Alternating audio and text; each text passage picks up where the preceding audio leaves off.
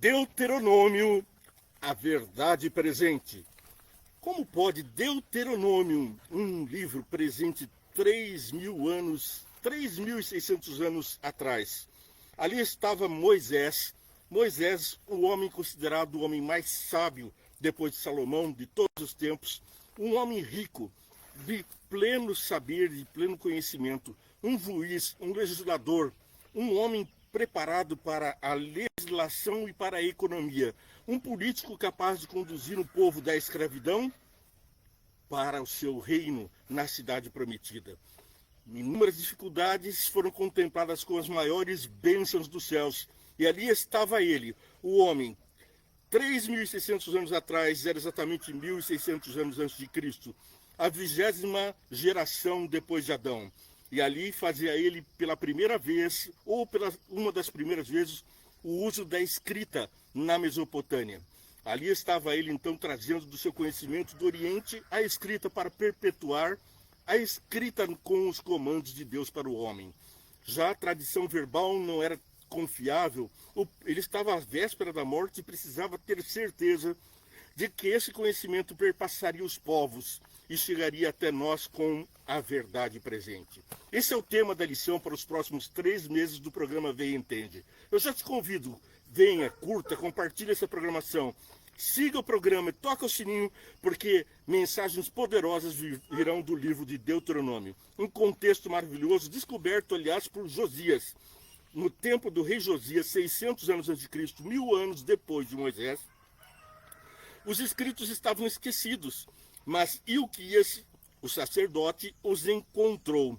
E então ele rasgou as roupas, o rei, quando tomou conhecimento deste livro maravilhoso e que ele estava seguindo caminhos, tateando no escuro, ele percebe a maravilha que está diante dele da promessa de Deus e rasga as roupas em sinal de humildade, de contrição e de querer seguir a vontade do Pai. E agora, então, o desfecho dessa história nos acompanha. É a luz no Deuteronomium, o termo latino que quer dizer o livro segundo a lei. Pois então, nós estamos que o povo de Israel caminhou por 40 anos vagueando no deserto e às portas de Canaã, já tendo atravessado o Jordão, escuta os últimos discursos de Moisés antes do falecimento dele. Havia sido avisado por Deus e ele quer deixar a sua herança, um povo preparado para herdar Canaã. Muita similitude existe entre a história do povo hebreu ao entrar em Canaã, ao passar pelo deserto, e a nossa vida, que passamos aqui pelo deserto da tentação, pelo deserto da provação, por um mundo cheio de tropeços, mas encontramos a plena salvação, a verdade presente em Deuteronômio, que é nada mais, nada menos do que o resumo de toda a Bíblia. Em Deuteronômio podemos encontrar toda a essência da salvação. Ninguém que tenha alcançado algum trecho da Bíblia não vai ter compreensão de que é uma alma amada e a ser alcançada por Deus. Diz a nossa lição: vocês estão prestes a entrar na terra prometida.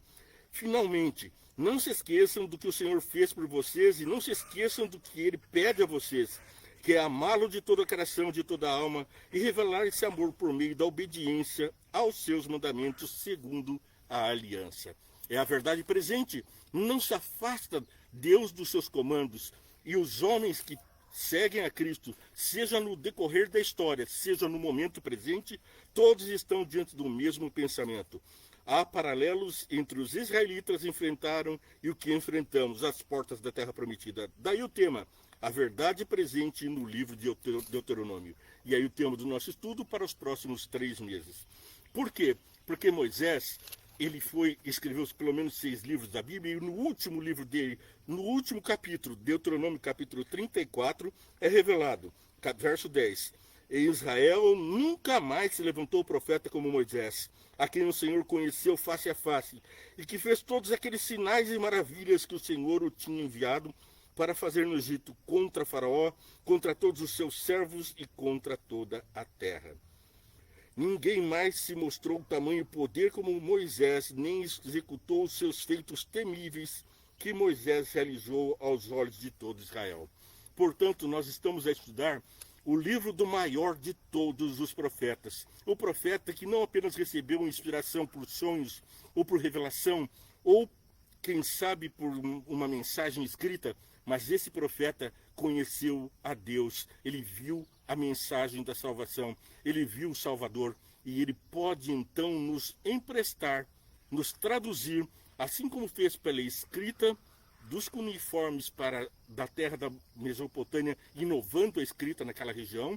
Ele também foi um inovador em todas as áreas, um perfeito químico, um tratador do ecossistema, um cuidadoso servo de Deus ao cuidar das ovelhas e do seu rebanho. Por isso, leio 2 Reis, capítulo 22, verso 11. Aqui nós temos: assim que o rei ouviu as palavras do livro da lei, rasgou suas vestes e deu estas ordens ao sacerdote Ilquias, ao Caim, filho de Safá, ao Cor, filho de Milcaías. Bom, então nós vemos as ordens que vão desde o verso 8. Então o sumo sacerdote Ilquias disse ao secretário Safã: encontrei o livro da lei no templo do Senhor. Ora, o templo do Senhor havia sido abandonado, ali estavam ídolos, estavam totalmente sujeiras de um lugar covil, um lugar abandonado. Mas ali, um fiel servo de Deus busca a verdade, encontra o livro da lei. Nós estamos falando do livro de Deuteronômio. E aqui, encontrei o livro da lei no templo do Senhor. Ele o entregou a Safã, que o leu. O secretário Safã voltou ao rei e lhe informou: teus servos encontraram a prata que havia no templo do Senhor e a confiaram aos trabalhadores, aos supervisores do templo. E o secretário Safã acrescentou: o sacerdote Ilquias entregou-me um livro. E Safã o leu para o rei. Um livro entre a prata, entre as joias preciosas, é a revelação que temos agora aqui em Reis. Depois, então, nós vamos ler no verso 13. Vão consultar o Senhor por mim, pelo povo e por todo o Judá, acerca do que está escrito nesse livro, que foi encontrado. A ira do Senhor contra nós deve ser grande, pois os nossos antepassados não obedeceram às palavras desse livro, nem agiram de acordo com tudo que nele está escrito a nosso respeito. Portanto, esse livro diz do que está escrito a nosso respeito, para andarmos segundo a vontade e os conselhos de Deus. E é aqui que nós vamos encontrar o perfeito consolo, a perfeita salvação e renovação. Verso 23, 2 Reis 23. Depois disso, o rei convocou todas as autoridades de Judá e de Jerusalém. Em seguida, o rei subiu ao templo do Senhor, acompanhado de todos os homens do Judá, todo o povo de Jerusalém, e sacerdotes, e os profetas, todo o povo, dos mais simples aos mais importantes. Para todos, o rei leu em alta voz todas as palavras do livro da aliança que havia sido encontrado no templo do Senhor. Aqui eu vejo pela primeira vez a expressão livro da aliança, o livro de Deuteronômio. O rei colocou-se junto à coluna real e, na presença do Senhor, fez uma aliança, comprometendo-se a seguir o Senhor e a obedecer de todo o coração, de toda a alma, os seus mandamentos, os seus preceitos, os seus decretos, confirmando assim a palavra da aliança escrita naquele livro. Então todo o povo se comprometeu com a aliança. O rei deu ordens ao sumo sacerdote Ilquias, aos sacerdotes auxiliares, aos guardas das portas, que retirassem do templo do Senhor todos os utensílios feitos para Baal e Azerá e todos os exércitos celestes. Ele queimou fora de Jerusalém, nos campos do vale de Cedron, e levou as cinzas para Betel, e eliminou os sacerdotes pagãos, nomeados pelo rei de Judá, para queimarem incenso a altares idólatras na cidade de Judá. Pois bem, todo ao redor foi purificado de acordo com a vontade de Deus, e a bênção, a paz e a prosperidade habitaram entre eles.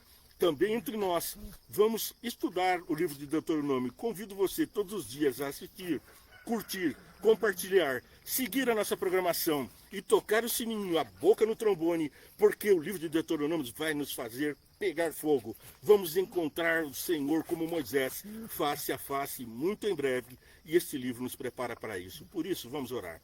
Senhor Deus, estamos com a tua palavra aberta. Peço plena compreensão e que nos firmemos na tua palavra, sem desviarmos para a esquerda ou para a direita. Também esses corações, essas pessoas que estão ouvindo, que elas firmem-se nessa verdade e que não se desviem nem para a esquerda nem para a direita. Que os atrativos do mundo, as deidades, os baalins, os azerás e todos esses atrativos do demônio não tenham poder na vida de todos nós. Peço especialmente uma bênção para os que estão conosco, para que eles sintam a tua palavra com poder na sua vida. Em nome de Jesus é que peço. Amém, Senhor. Deus te abençoe e muito, meu amigo. Até breve.